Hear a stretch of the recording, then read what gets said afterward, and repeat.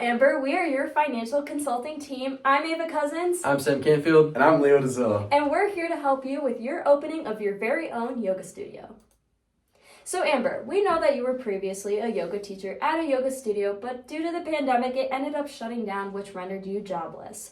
Luckily, you turned to social media to showcase your very own yoga exercises, and now you're finally thinking of opening your very own studio, and you need our expert advice in order to do so.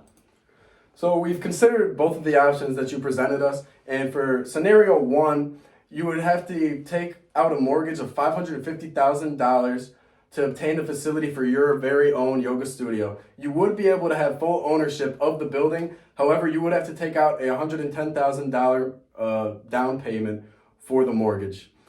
This place is located in an older residential neighborhood with 5 rooms, 1 small office, and 1 front desk area. In scenario 2, you would not have the owning rights to the building, but you would only have it as a space to lease for $1,200 a month at the entertainment district. And it is smaller than the facility in scenario 1, as there's only 2 small rooms and 1 small front desk area. And for your credit analysis, as Leo said, for the first scenario, you would have a mortgage that we estimated would take about 20 years with an $110,000 down payment at a 4% interest rate. Going with scenario 1, you're definitely going to be experiencing hefty loans with high interest rates. However, with scenario 2, you're likely experiencing smaller loans at lower interest rates.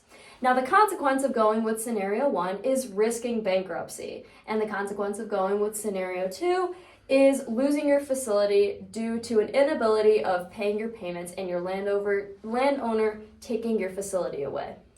Moving on to the financial analysis for scenario 1. Putting into the financial statement, we estimated that you would get $144,000 of sales in your first year. This is estimated that you would be teaching roughly 8 classes a week, a little lower than the average yoga teacher since you still have to run your business, and then we'll be getting 15 students, which is pretty attainable, assuming you could use your social media and marketing properly. And then they would be paying $25 per student per class. That gets you $144,000 per year.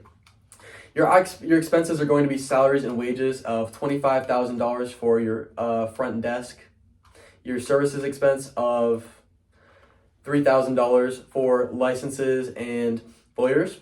Your mortgage expense is going to be $142,000, as you do have to do that $110,000 down payment and then the mortgage for the year on top of that. Your marketing expense we put at $5,000. Your cost per clicks were estimated to be $2.5, which is a little lower than average because you do already have a social media reputation, which makes you more reliable in the eyes of viewers.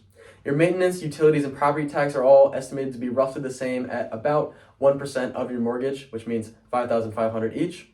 Your miscellaneous expenses are estimated to be $300 for cleaning and any other expenses you may need, and your insurance expense of liability insurance is at $1,200, bringing your total operating expenses to $193,636. Subtracting that from the sales, you get a net income of minus $49,636, a net loss. And for our 1-year balance sheet is basically just expanding on what my friend Sam said about the financial statement.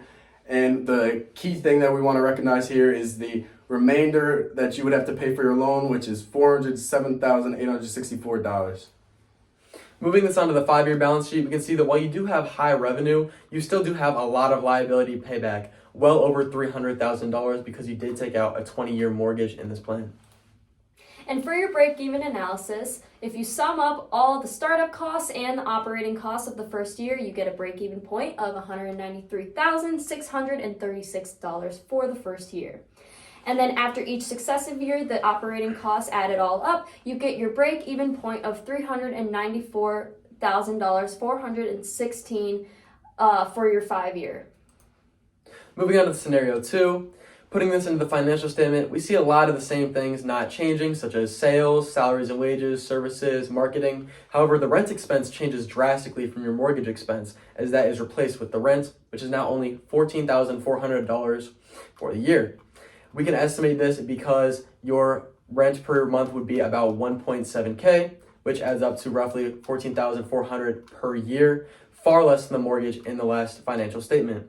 The utilities expense is also going to be lower as there is less utility to pay for throughout the building, and your insurance stays roughly the same. While you do have less liability insurance to pay for, as it is a smaller layout, you will have renter's insurance to worry about as you are renting instead of owning. Your total operating expenses will be brought to $52,500, and subtracting that from your net sales, we actually have a decently large net income in the first year of $91,500.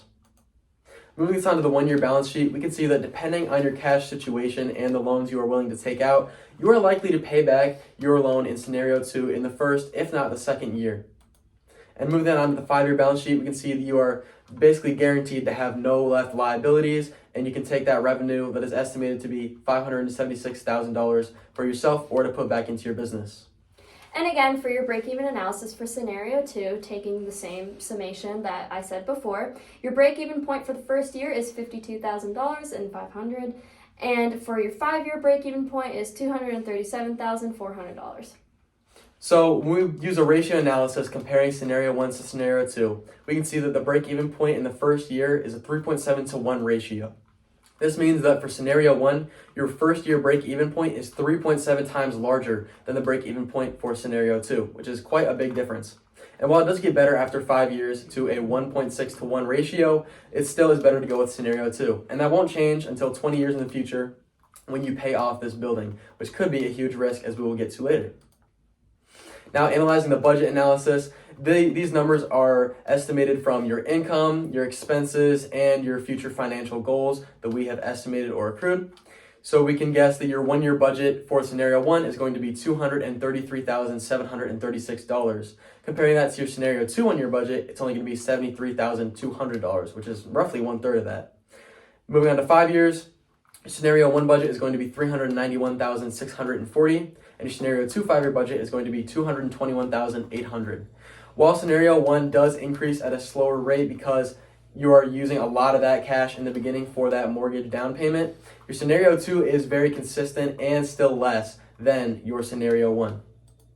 And for our differential analysis, we took the net profit and revenue of the first year of both scenarios, and we took so for scenario 1, it's negative $49,636 and divided it by the revenue, which is $144,000. And then we converted that decimal to a percentage, getting negative 34.47% for a profit margin. And then in scenario 2, we have $91,500 divided by $144,000. And we converted that decimal again to a percentage and got 63.54% profit margin for scenario 2. And as you can see, it's a 98.1% higher profit margin in scenario 2 compared to scenario 1. And for our risk analysis, we identified scenario 1 as major risk and also probable, as if your business fails, you will be having to declare bankruptcy as well as losing your facility.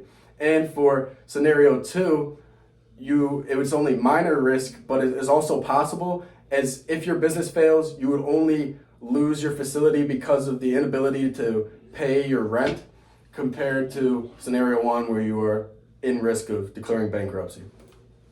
And now for our recommendations, we decided that the best course of action for you is Scenario 2.